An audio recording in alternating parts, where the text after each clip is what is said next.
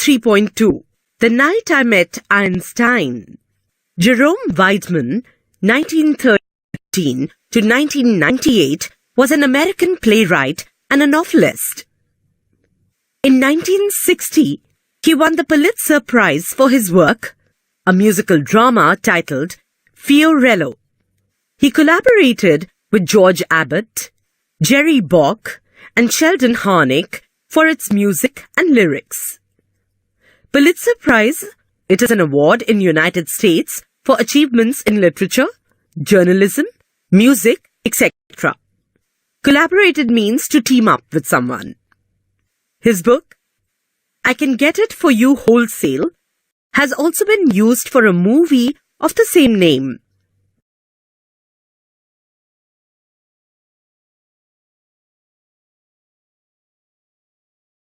When I was a very young man, I was invited to dine at the house of a philanthropist. Dine means have dinner. Philanthropist is a person who donates money for others' well-being. After a wonderful dinner, our hostess took us to a large drawing room. Hostess means a woman who invites guests for a social event. Drawing room means a large room for guests where they can be received and entertained. Chairs were being arranged. I'm arranging the chairs for a concert. My hostess said, we're going to listen to a very good pianist.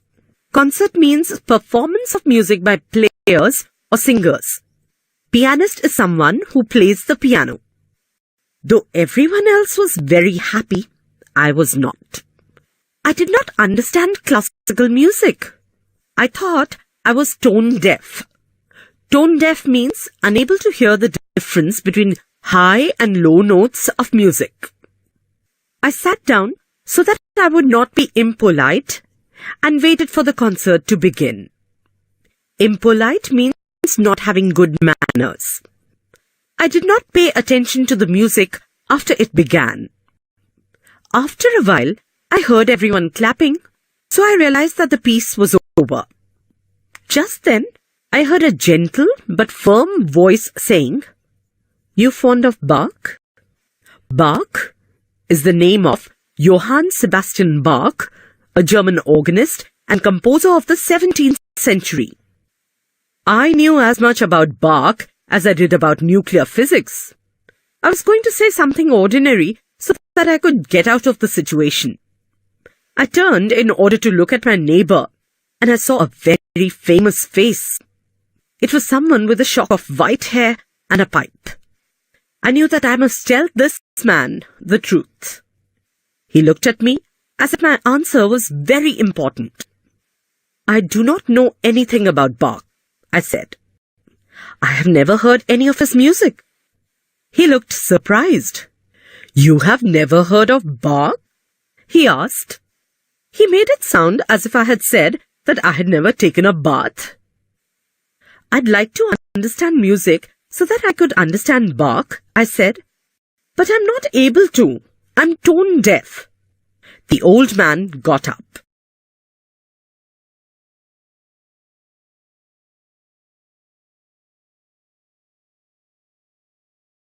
You will come up with me?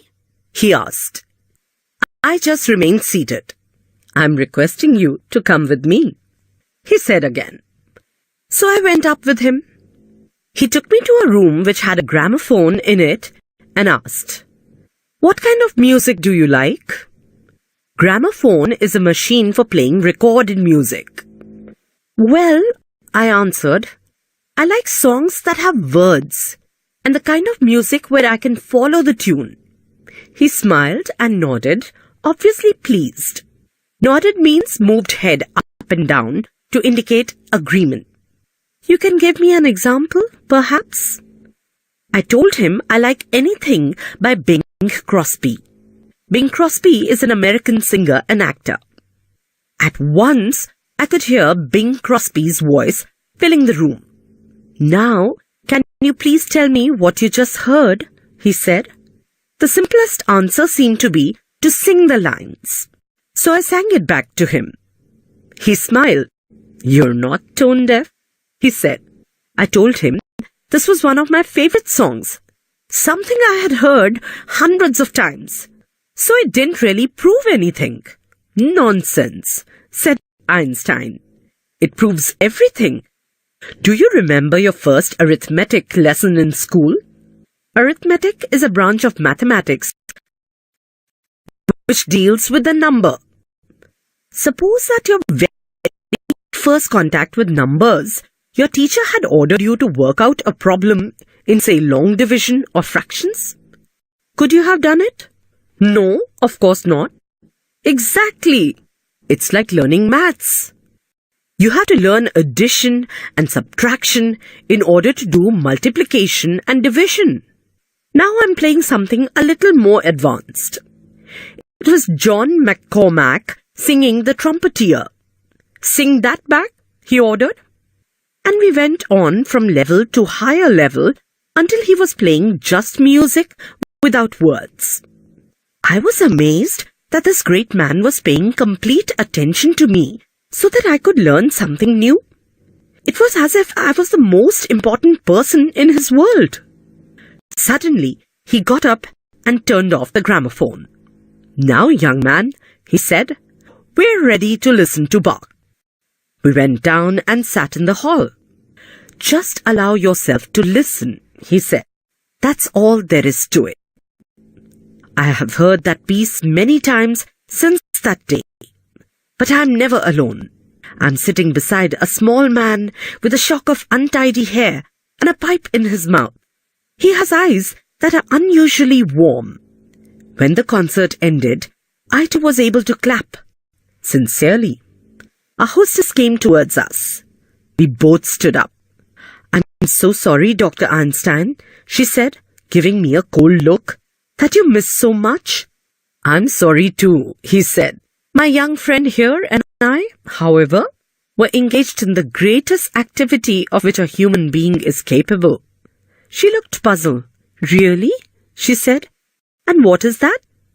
Einstein smiled and put his arm across my shoulders. Opening up the frontiers of beauty. Frontiers means borders.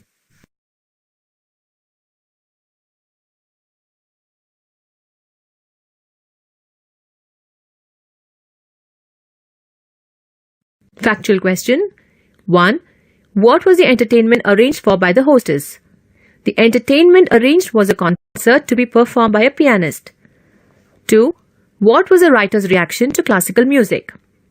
The writer was not able to understand classical music. He was tone deaf. As a result, he felt forced to pay attention to it. 3. What do you learn from Einstein's treatment of the young man? Einstein showed a good relationship, and instead of getting frustrated, he accepted the writer's lack of ability and taught him to appreciate music. From this, I learned that we should be friendly, helpful, empathetic. We should listen to others and overcome prejudice. 4. Do you think the comparison between music and arithmetic was a good one? In what ways? Yes, I think comparison between music and arithmetic was a good one. Einstein managed to see so much. Perhaps more significant to me is his arithmetic example. A maths teacher starts the chapter with elementary things, then proceeds from simple, complex. When the child acquires the skill with the simplest problems, it leads the child to solve division and fractions. Similarly, the writer had never heard the basic of music, and he directly heard the complex parts of classical music. When the writer had mastered his skill of listening to understand the basics, he was able to clap sincerely. 5. As far as listening is concerned, what difference do you notice between the writer and Einstein? As far as listening is concerned, the writer did not understand classical music at all as he was tone deaf, whereas Einstein was fond of classical music and Bach was his favorite composer, which is why he had come to attend the concert. 6. How did Einstein help the narrator appreciate music? The writer told Einstein that he was tone deaf. Einstein took him to a room which had gramophone and played the type of music which the writer had heard and could understand well. 7. What does the last line tell you about Einstein? The last line tells us about Einstein's genuine attempt which opens the door of interest for beauty of music, which explains the writer to work around with his eyes and ears opened. It makes him learn that one should be open to everything around him and not be afraid to experience or try new things. Creativity comes gradually. This line put the writer in his endless debt.